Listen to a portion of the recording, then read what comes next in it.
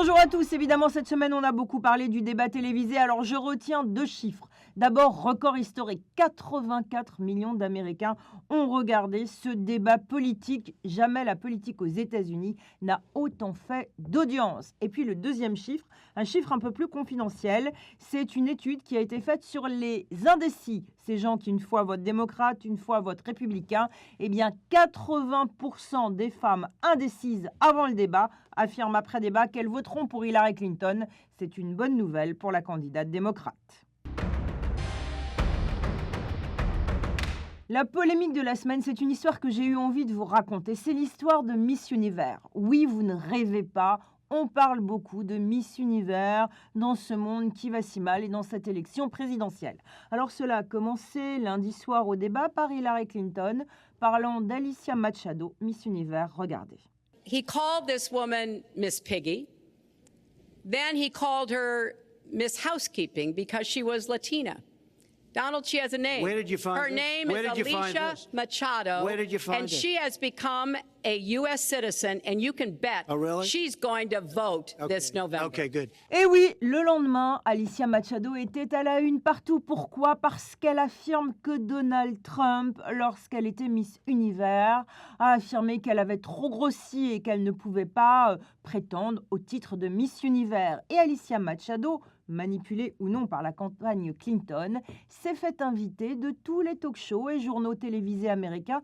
On écoute l'ancienne Miss Univers qui s'invite dans la campagne présidentielle. Do you think he's racist? Yes. Yes, absolutely. Absolutely. Do you have what's the proof that you think he's racist?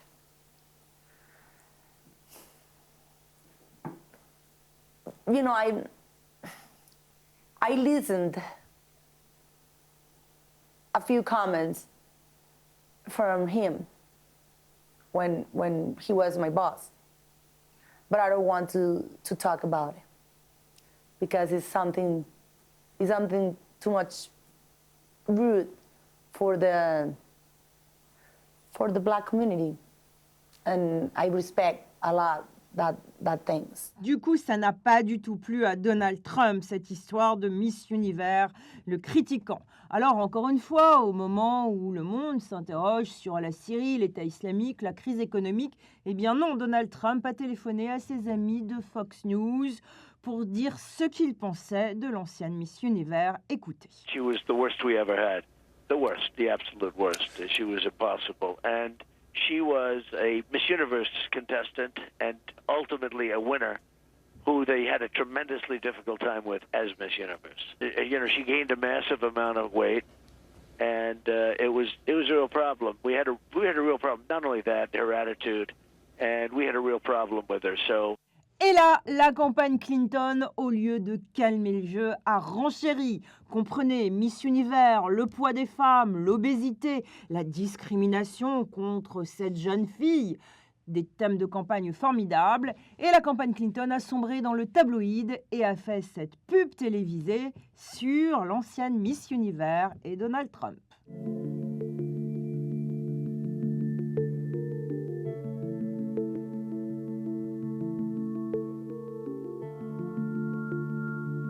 Fue muy humillante, me sentía muy mal, como un ratón de laboratorio. Slowly go down towards your toes, that's it. Yo definitivamente no considero que Donald Trump tenga ni la capacidad, ni la experiencia, ni la preparación, ni la humanidad para ser presidente de Estados Unidos. Alors vous vous dites un peu effondré, en est-on là dans cette campagne présidentielle américaine ? Eh bien au risque de vous décevoir, oui, et au risque de vraiment vous décevoir, je peux vous dire que ceux qui ont sombré dans la mode tabloïd cette semaine, eh bien c'est l'équipe d'Hillary Clinton. Oui, la campagne Clinton, car en plus de la polémique sur Miss Univers, ils ont demandé à un ancien candidat à l'élection présidentielle, Howard Dean en 2004, de dire que Donald Trump prenait de la cocaïne. Écoutez Howard Dean. He was sniffling. I want to play just from the first answer in last night's debate. Here's how it went. She's in deep trouble. We don't have agreement. It's said, okay, good. I want the agreements better. The bigger numbers than ever.